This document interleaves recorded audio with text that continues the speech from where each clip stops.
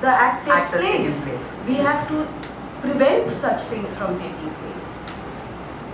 Ma'am, please identify yourself. I am Sushila. I teach in Government College, Kepe. I think one more thing needs to be made clear is who comes under this law. It's any woman at the workplace, and this also covers a woman who is working in a dwelling place or a house. That means your ayah, maid, even she is covered under this act. Even fields and farmers and farming. Yeah, I'll tell you, who is an aggrieved woman? Okay, the act recognizes the right of every woman to a safe and secure workplace environment, irrespective of her age or employment or work status. Hence, the right of all women working or visiting any workplace, whether in the capacity of a regular, temporary, ad hoc or daily wages, is protected by the Act. All women, whether engaged for work directly or through an agent, including a contractor, with or without the knowledge of the principal employer. So the principal employer cannot say, oh, that was taken by my contractor, I'm not aware. No, he comes under the Act also. They may be working for remuneration, they may be on voluntary basis or otherwise. Their terms of employment can be expressed or implied. She could be a co-worker, on probation, a trainee, an apprentice, or called by any such name. So every woman is covered. Okay?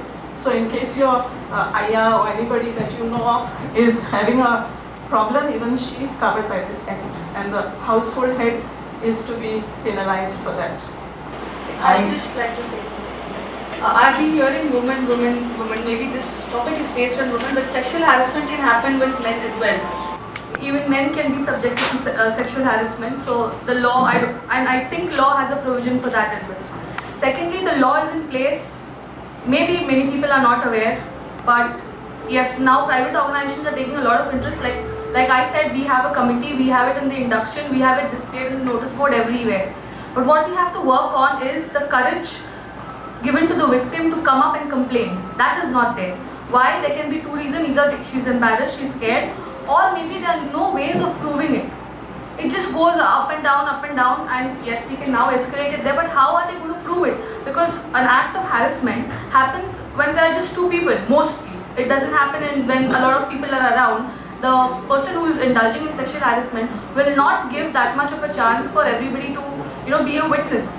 So how does a woman prove it? I think we have to focus on that. If I have the confidence that I can prove that something like this is happening, then I'll knock every door possible to see that that man is punished. First of all, in your workplace, if that committee exists, and it is in such a way it encourages a person to come and confide, whenever the girl, whoever the woman may be, faces a problem, can come openly and clearly, and you support it, try and investigate and find out. That will go a long way.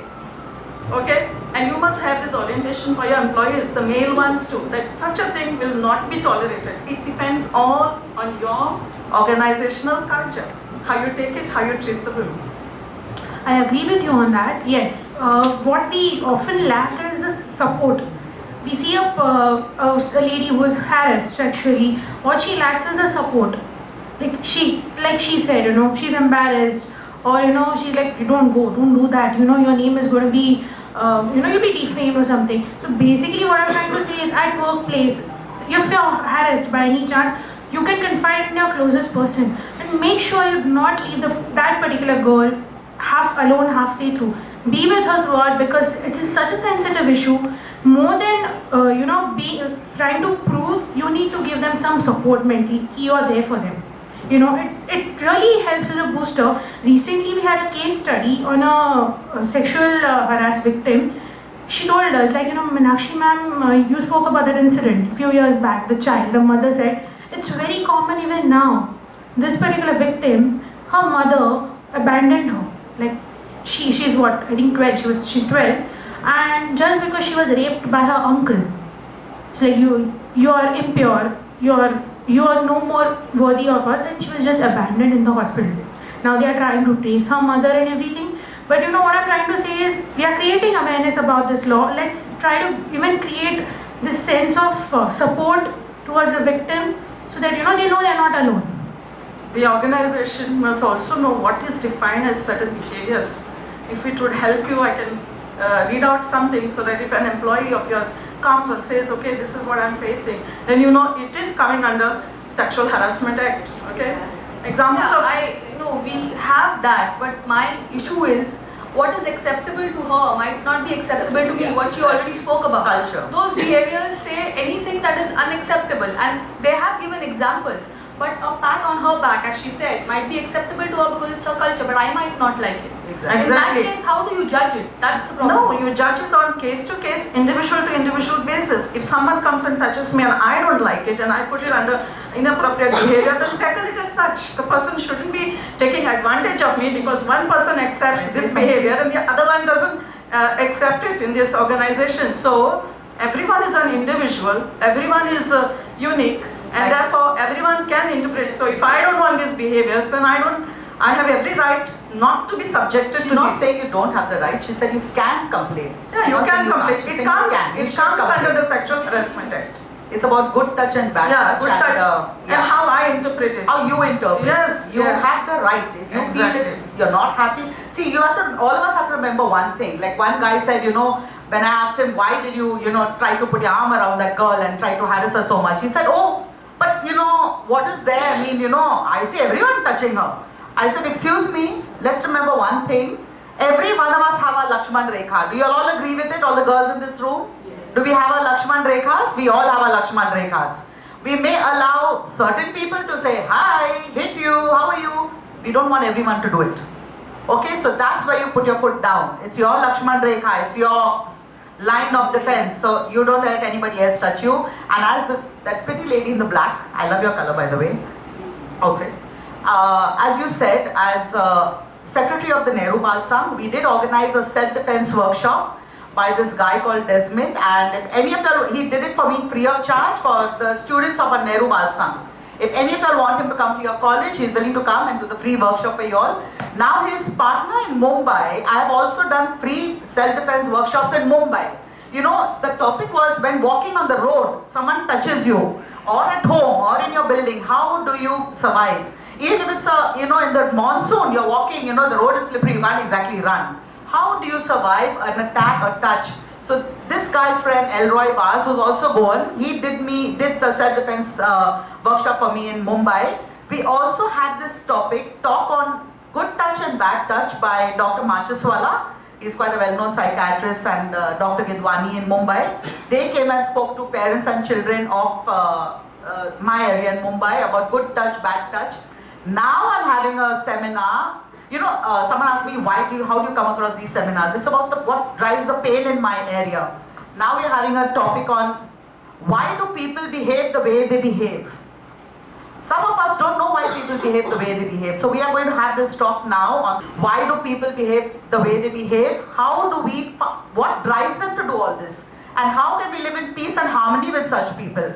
How do we, tell them, sometimes we even so scared to tell the boss because we need the job, how do young girls tell the boss, I don't like the way you say stuff to me, I don't like all the gifts, I don't like you touching me. How do young girls do it?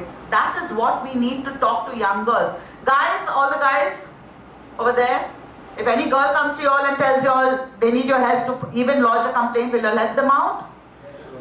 Louder guys. Yes. Thank you very much. I just wanted, can I just make a small point that when we talk about Committee Against Sexual Harassment of Women, what she said is right, that even men can be harassed. But what is really dangerous is a woman misusing the act. It can also happen. It has happened. It has happened. I spoke about it in the beginning. It has happened. It's been very embarrassing for me. Very It embarrassing. has happened on several counts, right from 498A, where innocent families are sentenced for 10 years of imprisonment are in Tihar jail. So I know some of those families, and it has happened on every count. But as Indira Jaising says, and I was presenting a paper once at the National Lawyers Collective Forum there, and she said that don't dwell on it too much because the number of girls who get abused are far more than the few that get penalized because of such injustice. So that's what she said. But yeah, there are forums for men. But let us focus on the subject of today. I just wanted to add, I was talking about the cultural influences, about understanding of the sexual harassment on women. I would like to narrate one particular story to you. A woman came to us from Sattari, that was when I was on the State Commission for Women. And her complaint was that her mother-in-law was forcing her to have sex with one of her distant cousins because her husband was important, and the mother didn't want the world to know that her son could not procreate, and she wanted the daughter-in-law to be pregnant. So she tied her up, she forced the men on her, she locked them in a room, and one fine day when this daughter-in-law got fed up, she from Sattari came all the way to Panjim and she lodged a complaint. So when I was taking the history, she said, he tried to rape her, he tried to do this. He said, see, it is for the better, the holistic good of the family, that you will have a child and no one will know, but she said, I don't want to do it. Even if it is meaning that I'm going to have a child, I don't want to do it. So in the due course of time, I was asking her, were you ever hurt? Were you ever troubled by your in-law? She says, no, never. So she says, nobody hit you? She says, no, like only once, but it was very small, And then she bent down to show me a scar from here to here, where they had hit her with a bamboo stick and split her skull. And that wasn't much for her. She said, and I became alright. So understanding of abuse also differs from social strata to strata. You cannot say that this is abuse and that this will be abuse elsewhere also. At the same time, in my article, one of my articles I have written that if a lady from Donapal is shouted at or even slapped once, she will run to the police and lodge a complaint. But in Sattari, a skull splitting experience is not considered to be much. So one has to create awareness at the grassroots levels. Then again, of course, we are talking about intolerance, and we are then talking about splitting of families and creating discord in society, and the holy nature of this eternal union called as family and matrimony, and all these are being put to great harm and jeopardy. So how do we actually go about it? And I think we should now come around to focusing on this. Sexual harassment at workplace, there are beautiful guidelines, and I think one of the best things that can be done is display them. If you do this and there is a complaint against you, and that means this will happen to you, and that is the end of the story, because I think if this is displayed everywhere, then the men who are going to attempt doing such things will drastically go down. The attempts will go down. But what about not at workplace? What about in buses? What about on the roads? Now she said she met with an experience just yesterday on the street. I had the same experience, by the way, in front of Inox, just 4 days ago. And unfortunately that man had the Mother Mary statue and a cross hanging from his reverse view mirror. And he was giving me the finger and shouting abuses at me in the reverse view mirror. And I had done nothing, and I was with my son in the car. And I'm not even young. I mean, come on. And what makes people do such things? It's very strange, but it's going to happen. And then what do? I've taken a photograph of that car. And then I forgot about it. I planned to go to the police and give a complaint. He also had dark screens, and there was a nice app girl there with sunglasses and very modern outfit and stuff like that. So must be the culture, these days, and they don't think twice about giving people the finger, and then they think it's a in thing. Even if there is a Mother Mary on the dashboard, it doesn't make a difference. But then, come up with some solutions, concrete solutions that can be implemented on a general level. We have to capitalize on the fact that society is with the girl when she shouts for help. For example, in a crowded bus, if somebody bottom pinches the girl, if you are empowered enough and if you have been told about it before, you can hold the hand and say, to whom does this hand belong? And the whole bus will be with you. Or you can just pinch back. Yes. So there are girls who keep needles, and poke right back. But this comes when the girl is told that you can do this, if this happens.